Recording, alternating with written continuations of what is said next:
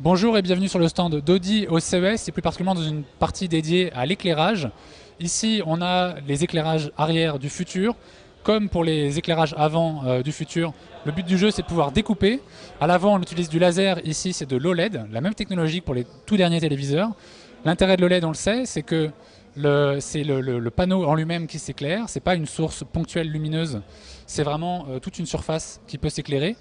Le gros intérêt aussi, c'est qu'on peut segmenter. Là, on le voit, on a vraiment des surfaces de 20 cm² qu'on peut découper en plusieurs parties. Ça a un gros intérêt esthétique, c'est qu'on peut vraiment animer son phare.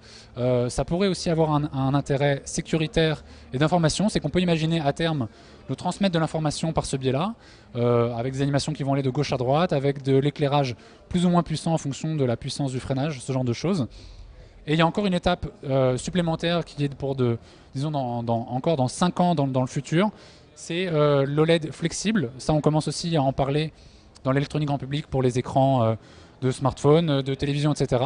Là, on l'a aussi sur des feux arrière de voiture et ça permet vraiment d'avoir des sculptures, des sortes d'œuvres d'art sur des phares. Donc tout ça, voilà, c'est le futur du phare à horizon 5-10 ans.